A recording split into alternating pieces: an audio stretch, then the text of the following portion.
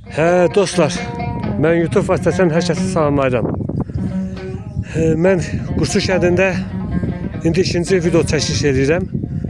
Mənim bu video çəkilişim ancaq bizim burada Quşçu kəndində qədim bulaq var.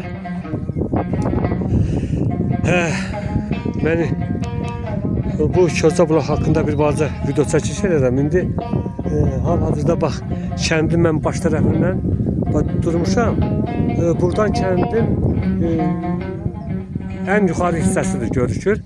Yani buradan yukarıda ev var yok. Ev buradan yukarı mən sizə göstərim. Bax, bir neçə dənə də ev bu yüzden görükür. Bax, yukarı ev kimindir? Ha.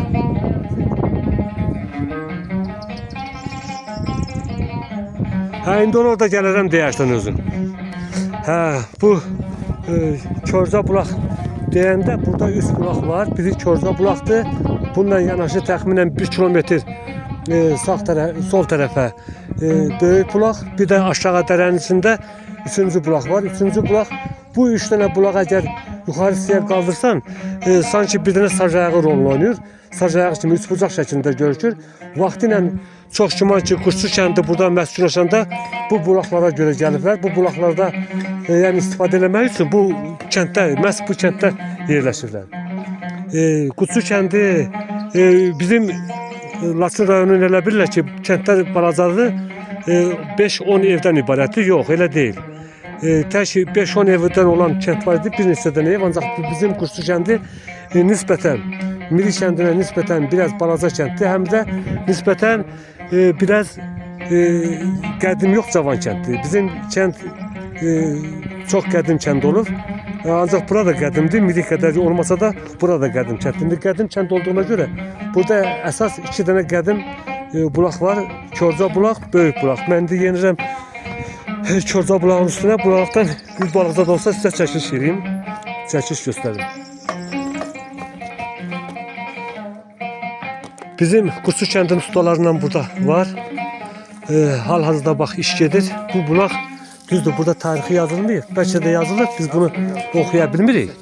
Neçə? 1938. 1904-cü ildir. Mən elə biləm axı biraz da qədim olmalı. 1904-cü il bax belə deyirlər, təməli qoyulub, yəni düzəlib. Bu bulaq burada çox gözəl şəkildə cəmaət istifadə edir, ancaq indi yuxarıdan dağılıb, hal-hazırda suyu yoxdur. İndi inşallah yəqin ki, bulağın suyu da bərpa olacaq, düzələcək. Bax, indi sizə bir dənə mən o şeydə aydınlaşdırım ki, bu daşlar bizdə ən qədim binaların üstündə olan bu qara daşdan, yonma daşdan, bax, belə tağ şəkildə düzəlir. Görün, siz nə gözəl şəkildə, bax, bunun düzəliş qaydası var. Bax, görüşür. İndi ermənilər burada bir balaca, nəysə, yenə erməni millətinin burada əl izləri yenə də görükür, dağıdıb, töymək istəyirmişlər. Ancaq belə indi işə gətirdi ki, biraz salamat qalır. Bu bulağın bir də Körcə bulaq, bizim Miri kəndindəki bulaq tamamilə dağılır.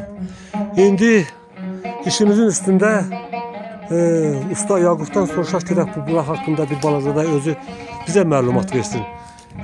Necə düzəldirsiniz bunu? Salamünaleyküm, xoş gəlmisiniz. Həmişə siz gələsiniz. Birinci növbədə Allah şəhidlərimizə rəhmət eləsin, qazilərimizə can sağlığı versin, Ali Baş Komandanımızı saxlasın. Onların sayəsində biz buradayıq. Uçmuş, dağılmış, keçmiş abidələrimizi bərpa eləməyə həmişə hazırıq. Bizim bu bulaq uçulmuşdu, dağılmışdı. İndi köhnə vəziyyətinə qaytarırıq. Necə var, elə də olmalıdır. Çox sağ ol Yaqub usta, Allah sizə qüvvət versin. Sizin də sözünüzə qüvvət, Allah şəhidlərimizə rəhmət, qazilərimizə can sağlığı versin. Ali Baş Komandanımızı Allah qorusun. İnşallah bundan belə yəqin ki, bizim Ali Baş Komandanımızın təşəbbüsü ilə, dəmir yolunun gücü ilə yəqin cəmaatımız bura qaydar, burada biz yaşayarıq. Bu bulaqdan gələcəkdə də yenə necə olmuşdursa, bundan da biraz istifadə edərik. İnşallah. Siz də çox sağ olun, Allah sizə qüvvət versin. Siz də yəqin ki, burada köməksizsiniz.